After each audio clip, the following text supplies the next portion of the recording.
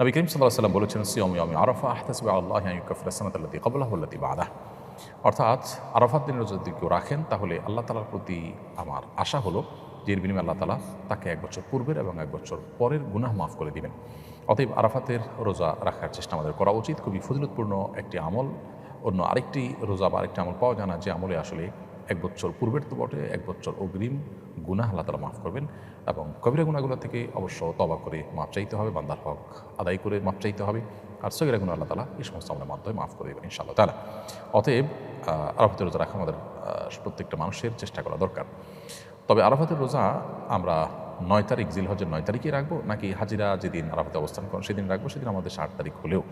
এ সম্পর্কে দুটি মত আছে, আমরা বিভিন্ন সময় বলেছি, এবং দুটি মতই ইজতিহাদি। তবে আমার কাছে এটি এখন পরিষ্কার যে আসলে যেই দেশে যখন জিলহজের 9 তারিখ হবে সেই দেশটিতে তখন আরাফাতের রোজা রাখাটা অধিকতর যুক্তিযুক্ত। যদিও নবী সাল্লাল্লাহু আলাইহি ওয়াসাল্লামের ভাষায় সিয়াম ইয়াউম আরাফা বলতে আরাফার দিন, আরাফার সাথে সম্বোধন করে বলেছেন, কিন্তু আসলে ইয়াউমুত তারবিয়া বলা হয় 8 তারিখকে জিলহজের, এবং ইয়াউমে আরাফা বলা হয় 9 তারিখে, ইয়াউমুন নাহার বলা হয় 10 তারিখে। ইয়াউমুন নাহার বলতে কিন্তু সাধারণত হাজি সাহেবরা যে কোরবানি করে থাকেন সেটা তারবিয়া বলতে 8 তারিখকে বোঝানো হয় হাজি সাহেবদের। কিন্তু আমরা যখন ফিকহের কিতাবপত্রে 8 তারিখ ইয়াউমুত তারবিয়া বলি তখন 8 তারিখকে বুঝি পৃথিবীর প্রত্যেক প্রান্তের মানুষের জন্য। ঠিক একইভাবে ইয়াউমুন নাহার বলতে 10 তারিখকে বুঝি, একইভাবে ইয়াউম আরাফা বলতে 9 তারিখকে বুঝবো।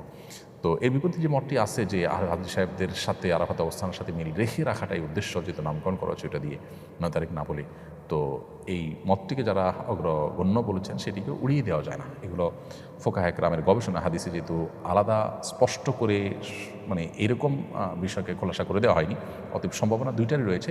তবে 9 তারিখের, অর্থাৎ যেখানে পৃথিবীর যে দেশে যখন 9 তারিখ, সেই 9 তারিখকে আরাফাতের দিন হিসাবে গণ্য করাটা আমাদের কাছে অধিকতর শক্তিশালী মনে হয়। তারপরও কোনো কোনো বর্ণায় জিলহজের প্রথম 9 দিনই নফল রোজা রাখার কথা বলা হয়েছে। অতএব আমাদের সে আমলটা করি তাহলে তো আর বিতর্ক বা সন্দেহের ঊর্ধ্বে আমরা উঠে যেতে পারি, সেটি আমরা চেষ্টা করতে পারি। এবং ফোকায়ে কেরাম এই জিলহজের 9 দিনের সব দিনগুলোর রোজাগুলোকেই কিন্তু তারা মুস্তাহাব উল্লেখ করেছেন। অতএব এবছর আরাফাত দিনের রোজা হিসাবে আমরা জিলহজের 9 তারিখ অর্থাৎ 16ই জুন রবিবার রোজা রাখবো ইনশাআল্লাহ তাআলা।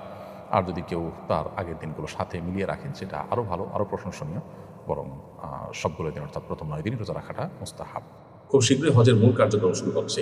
হজের দিনগুলোতে হাজী সাহেবদের করণীয়গুলো এক নজরে একটু করবেন।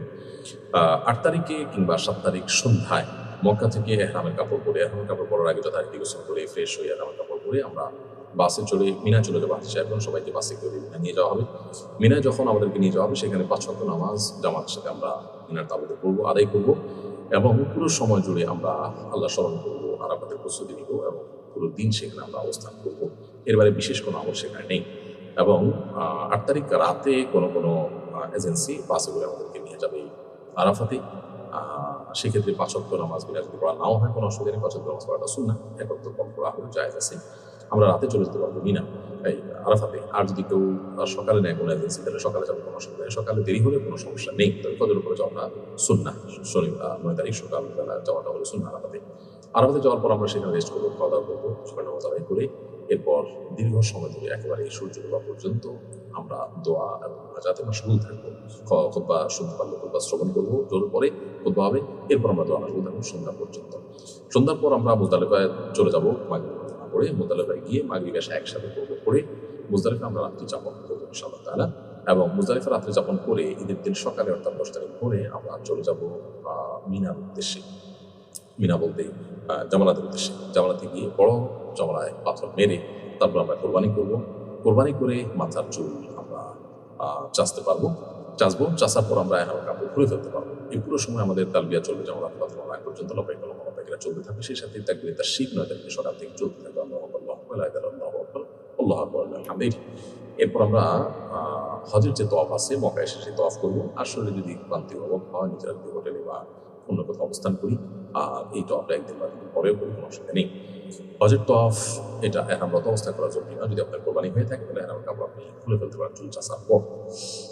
এরপর আপনি হজের তওয়াফ করলেন, সাই করলেন, আপনার হজের মূল কার্যক্রম পুরো সম্পাদন হলো। পাশাপাশি 10 ঈদের দিন রাতে এবং 11তম দিবসের দিন রাতে আপনি মিনা অবস্থান করবেন, এবং এই 3 রাত বা 12তম 11তম রাতেও অবস্থান করে আপনি 10তম রাতেও অবস্থান করবেন। করে 12তম দিবসে অর্থাৎ 12 তারিখে আপনি মিনা থেকে চাইলে মক্কা চলে আসতে পারেন জগন্নাথ পাথর মেরে। তারপরে আর 12তম দিবসে আপনি থাকেন, জিলহজের 12 তারিখে থাকেন রাতে মিনাতে, তাহলে সেক্ষেত্রে 13 তারিখে সকালে আপনি দুপুর পরে আপনি ভাববেন জমরাতে, দুপুর পরে বাদ মেরে তারপরে মক্কায় চলে আসবেন।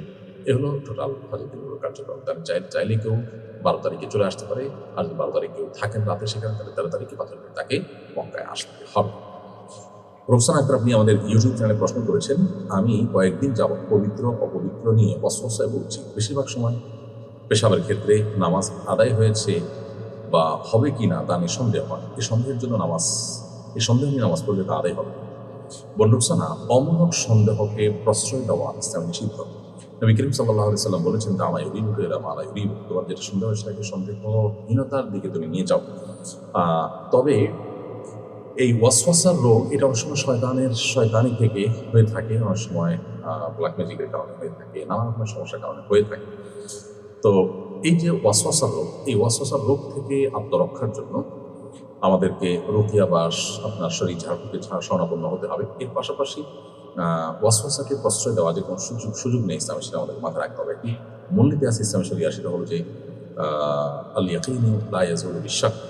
আপনার ওযু আছে, এরপরে আপনার সন্দেহ হচ্ছে, খুঁতখুঁতে ভাব আসছে যে ওযু থাকলো কি গেল, তো এই খুঁতখুঁতে ভাবের কারণে আসলে ওযু ভঙ্গ হবে না, বরং ওযু আছে সেটি ধরা হবে।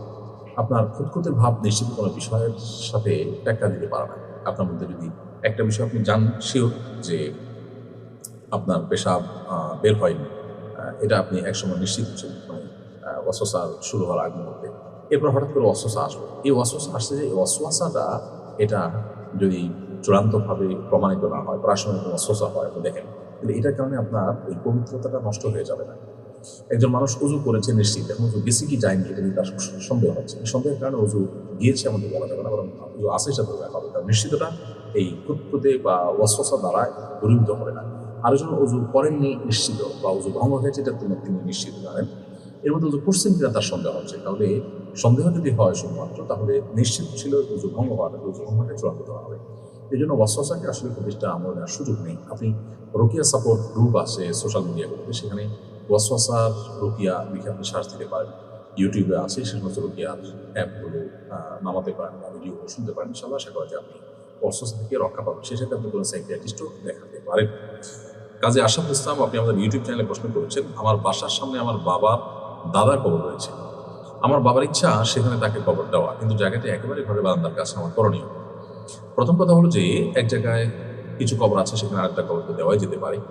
আর যদি শুধু একটা সিঙ্গেল কবর থাকে, তাহলে সেক্ষেত্রে সেখানে আরো একটা কবর দেওয়া, আরো অন্য কবর দেওয়া, সেটা জায়েজ না শুধু, বরং উত্তম। কারণ কবরস্থান হওয়া উচিত সবার জন্য উন্মুক্ত।